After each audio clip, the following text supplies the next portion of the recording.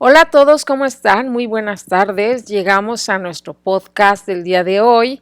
Les doy la más cordial bienvenida. Mi nombre es Minerva Soberanes Cruz. Me da mucho gusto saludarlos y el día de hoy estamos grabando este podcast porque vamos a hablar precisamente de lo que es la inclusión. Como ustedes saben, vamos a tener nuestro primer consejo técnico y el tema, uno de los temas que es fundamental es precisamente la inclusión. Y por esta razón vengo a platicarles un poquito de esta Estrategia Nacional de Educación Inclusiva. Es un documento muy extenso, sin embargo, nada más vamos a tomar algunos puntos fundamentales de lo que vamos a trabajar en el Consejo Técnico Escolar con la intención de que ustedes tengan alguna herramienta importante para lo que van a trabajar el día viernes. Bien. Como antecedente, yo quisiera comentarles que cuando entra nuestra reforma del 2011 se da esta palabrita, bueno, y de hecho se da desde antes, pero digamos que en la bibliografía nos la incluyen precisamente cuando entró la reforma 2011 y uno de los documentos que teníamos era el documento de Ismael García Cedillo que se llama La integración educativa en el aula regular. En él nos narra la profunda intención de precisamente de que los docentes entendieran una nueva concepción del por qué se tenía que aceptar en las aulas a los niños con necesidades educativas especiales. En esta situación de las necesidades educativas especiales, hubo y ha habido muchas circunstancias alrededor del mundo. Se da un documento que se llama índice, que es parte de la bibliografía de los que van a hacer examen. Acuérdense que es muy importante que ustedes retomen la bibliografía, es parte de la nueva bibliografía que viene para el examen de varios procesos, tanto para horizontal como para el proceso de admisión, nos habla de esto. ¿Por qué? Porque esto fue el inicio de una nueva cultura de la inclusión. Este es el antecedente. Anteriormente se le llamaba integración y se adopta en la reforma 2011 en México. Sin embargo, es el sello de la nueva escuela mexicana. Fíjense muy bien, esto es muy importante. A partir de 2018, de 2019, con la reforma al artículo 3, la inclusión se vuelve un principio filosófico. ¿De quién? De la nueva escuela mexicana, del artículo 3. Hasta hace 3 años solamente teníamos 5 principios, ahora son 6. Pregunta de examen, maestros, mucho ojo. El artículo 3 nos dice que la educación, además de obligatoria, lo tratamos el podcast la semana pasada, además de obligatoria, la educación será universal, inclusiva, pública, gratuita y laica. Lo de inclusiva es un agregado que hace la nueva escuela mexicana y por eso muchas preguntas que nos hacen en el examen viene precisamente sobre este tema, que son un tema fundamental que nos habla precisamente de esto. En el artículo 7 de la Ley General de Educación, en la fracción 2, nos describe, más bien en el artículo 7 nos describe todos y cada una de las características de estos principios filosóficos. Sin embargo, yo voy a retomar el de la educación inclusiva porque allí es donde nos dice que vamos a eliminar cualquier forma de discriminación y exclusión. ¿Para qué? Que a veces esta forma de discriminación y exclusión se convierten en barreras para el aprendizaje y la participación, las famosas VAPs, pregunta de examen. Nos dice que será inclusiva porque atenderá a las capacidades, circunstancias, necesidades, estilos y ritmos de aprendizaje de los educandos. Ojo, maestros, anteriormente, cuando estuvo la reforma, tanto del 2011, posteriormente con Peña Nieto, parte de lo que nos pedían primero en la planeación didáctica argumentada, posteriormente en el proyecto de enseñanza, era precisamente que antes de empezar la planeación teníamos que hacer diagnóstico, un contexto, y dentro de ese diagnóstico nos decían que teníamos que observar los estilos y ritmos de aprendizaje. ¿Qué creen? Ya no es solamente una solicitud para examen, ahora es un principio filosófico establecido tanto en el artículo 3 como en la Ley General de Educación. ¿Qué quiere decir? No puedo planear sin considerar las necesidades, estilos, ritmos de aprendizaje de mis alumnos. Y nos dice que eliminará las distintas barreras para el aprendizaje y la participación, que es lo que nos está pidiendo actualmente la nueva escuela mexicana. Por eso es fundamental. Si tú eres docente, tú tienes que saber esto porque en esto está basada la planeación. Pero si por alguna razón vas a hacer examen, esto es parte de las preguntas de examen, tanto para la admisión como para la promoción, ya sea vertical u horizontal. ¿Cómo lo vamos a retomar en el consejo? Porque vamos a hacer un análisis de cómo están las cosas en nuestras escuelas. Bien. El sello de la nueva escuela mexicana es que los niños, niñas y adolescentes, así como los jóvenes, son el centro. También nos habla de una revaloración de maestros. Por eso en el punto 2 de este cuadernillo del Consejo Técnico nos dice, ¿cómo estás tú? ¿Cómo te sientes? ¿Cómo te estás cuidando? ¿Qué estás haciendo? Y yo siempre he sido insistente en eso y lo vuelvo a repetir.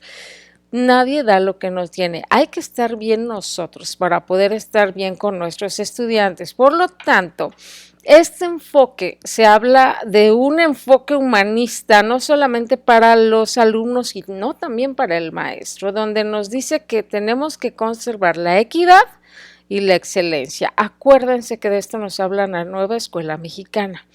Cuando llega este gobierno, llega con este documento que se llama Estrategia Nacional para la Educación Inclusiva, y allí nos dice que busca disminuir las barreras para el aprendizaje. Ojo, maestros, ¿qué son las barreras para el aprendizaje y la participación? Las famosas VAPs.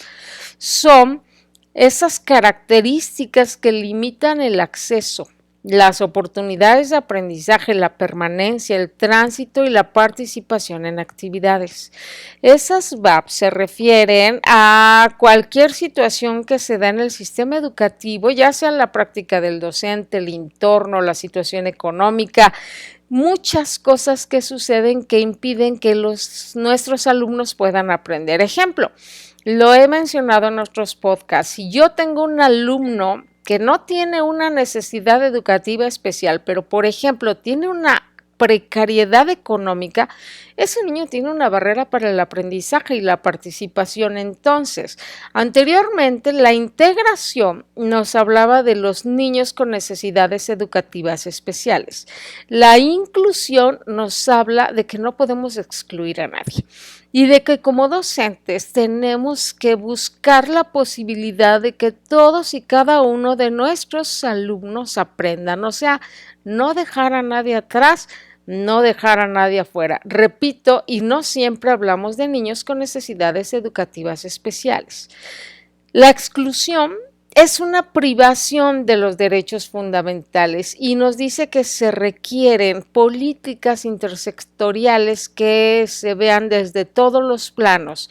Por eso, por ejemplo, parte de lo que vamos a analizar en el Consejo nos habla de una estrategia conjunta, ISTE-CEP, donde estamos buscando reforzar el aspecto socioemocional, los ecos, a partir de la mente sana, cuerpo sano. Vamos a ver varios documentos, varios videos, como por ejemplo Harry el Tuerto. Vamos a hablar de todo esto porque estamos hablando de que hay que dar cabida a toda persona con independencia de sus características o condiciones. Y aquí nos retoma, esta estrategia es muy clara porque nos habla de que esas barreras para el aprendizaje no siempre son de una cosa o de otra, sino que son varias. Tenemos estrategias estructurales que son las que se dan alrededor del sistema porque ya vemos como algo normal, hemos normalizado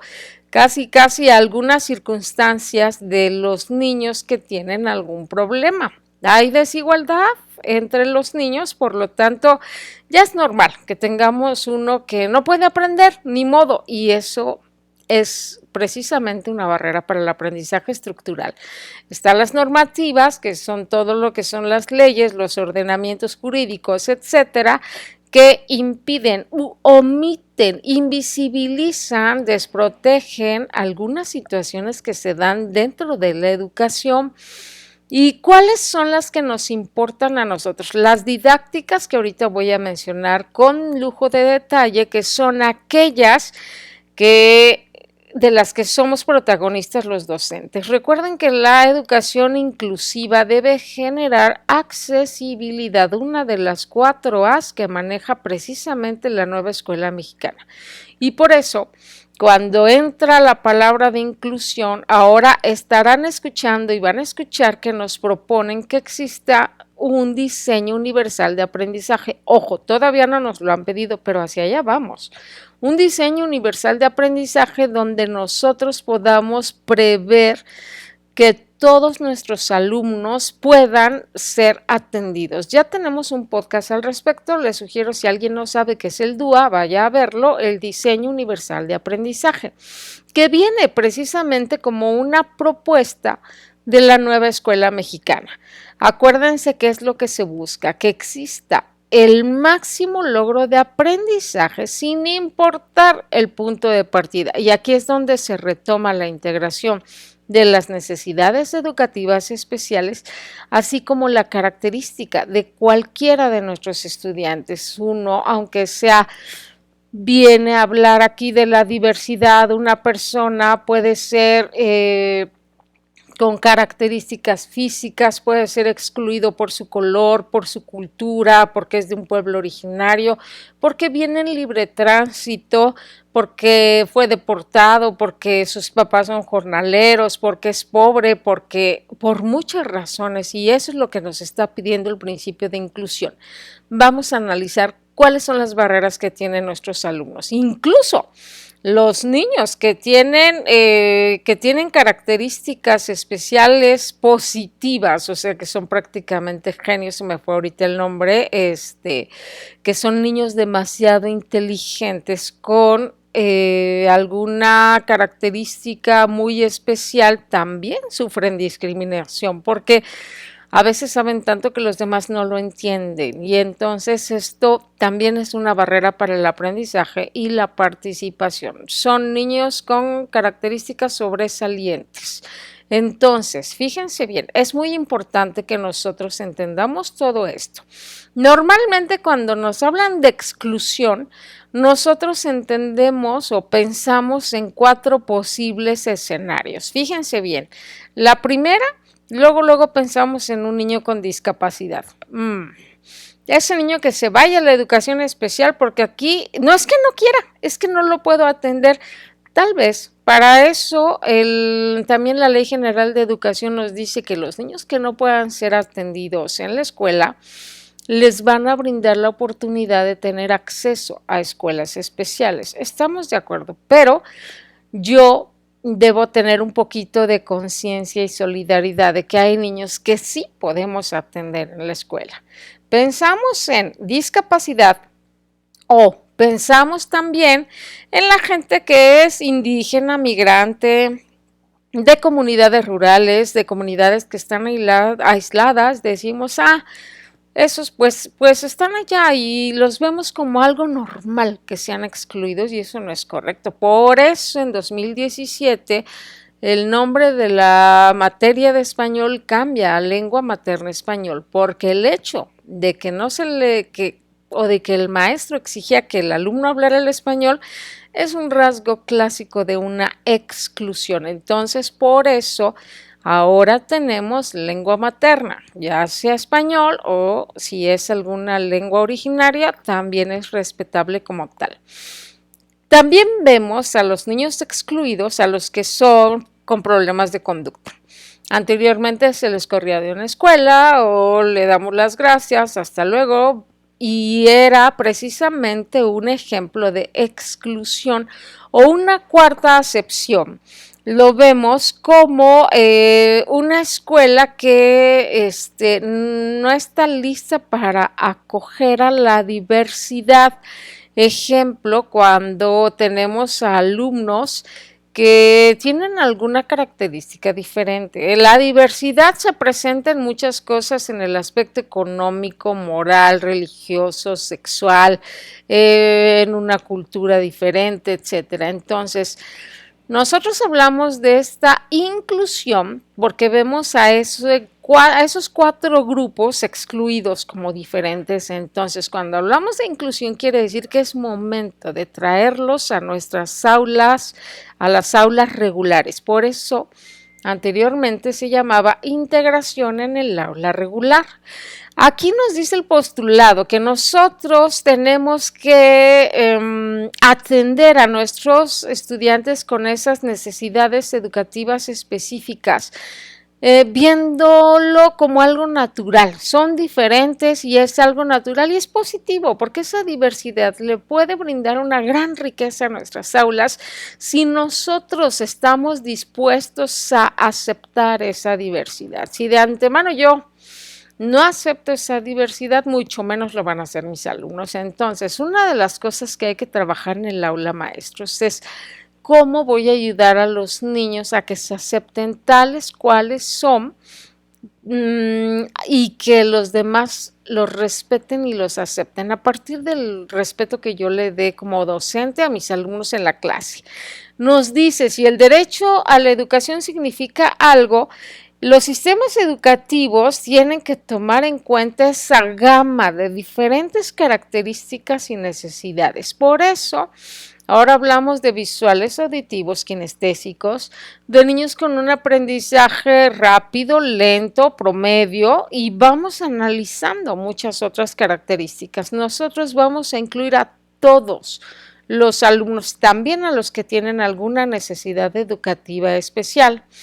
Acuérdense que estamos haciendo que tratar de eliminar las barreras para el aprendizaje y la participación. ¿Qué son? Son esas que impiden a las personas el acceso, la permanencia, el tránsito o la conclusión cuando están construyendo sus aprendizajes dentro de las aulas. Tenemos, ya mencioné, barreras estructurales, barreras normativas y barreras didácticas.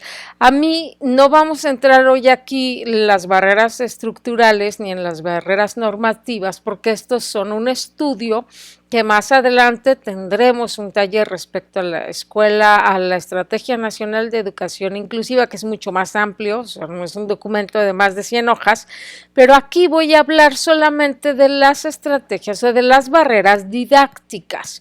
Por ejemplo, cuando nosotros como docentes tenemos o provocamos actitudes de rechazo, segregación, exclusión entre los compañeritos o yo mismo hago a un ladito a alguien, estoy fomentando una segregación.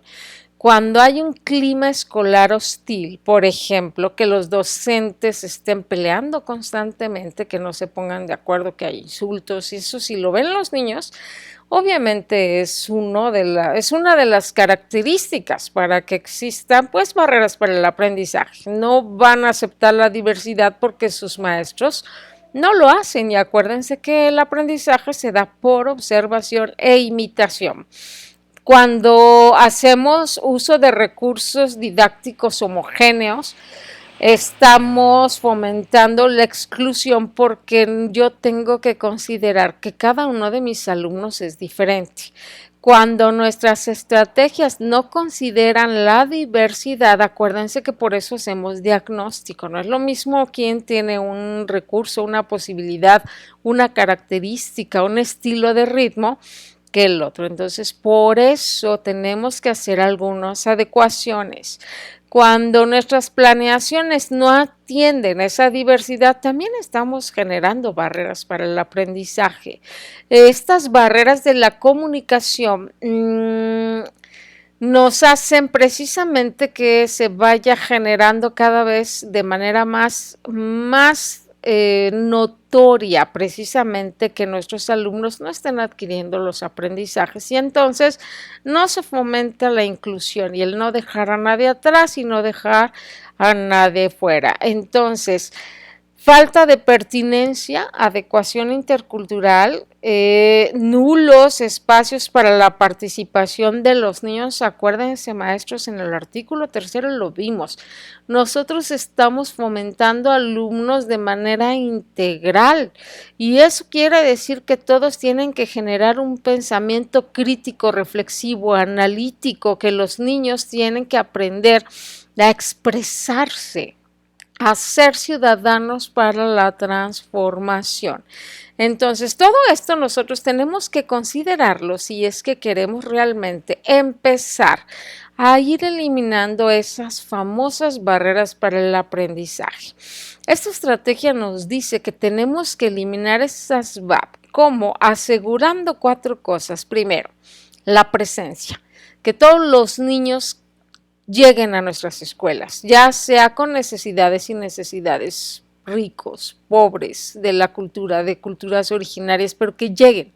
El hecho de que lleguen a la escuela ya incluye un principio que es el de la presencia. Una vez que llegan, hay que hacerlos participar como elementos del grupo. No se vale si yo acepto un niño con discapacidad y luego lo tengo arrinconado por ahí. Eso no es generar participación. ¿Y qué es lo que va a pasar? Pues que allí hay asistencia, pero no hay participación. Por lo tanto, estoy faltando el respeto y al principio de la participación. Muchos no van a participar de algunas formas, pero sí pueden participar de alguna otra. Creo que todo está en el docente si quiere realmente lograr que todos sus alumnos participen. Tienen que lograr aprendizajes. Ahorita vamos a hacer una mención específica cuando es el reporte Warnock, pero ahorita estamos hablando de que tenemos que lograr que esos pequeños, con la ayuda de nosotros y todos sus compañeros, se dé este proceso de aprendizaje. Por eso vienen muchas preguntas en el examen, maestros, sobre todo lo que es la discapacidad, la ley de personas con discapacidad, los materiales que debemos utilizar en el aula para personas con discapacidades o con necesidades educativas especiales. Y por último, que exista la inclusión social. Repito, si yo dejo a un alumno por allá y no promuevo que sus compañeros convivan con él, no se da el principio de la inclusión social. Entonces se da la segregación y es allí precisamente lo que no queremos que suceda. Bien.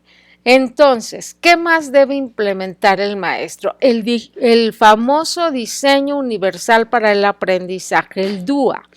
Esto que estamos diciendo como diseño universal, repito, ya tienen un podcast, vayan a observarlo porque es la tendencia hacia donde vamos con la nueva escuela mexicana. Repito, este documento es parte del examen que van a hacer, así que yo les sugiero que no lo echen en un saco roto. El objetivo es que todos los alumnos aprendan a partir de nuestras clases. Espero que vaya quedando un poco claro.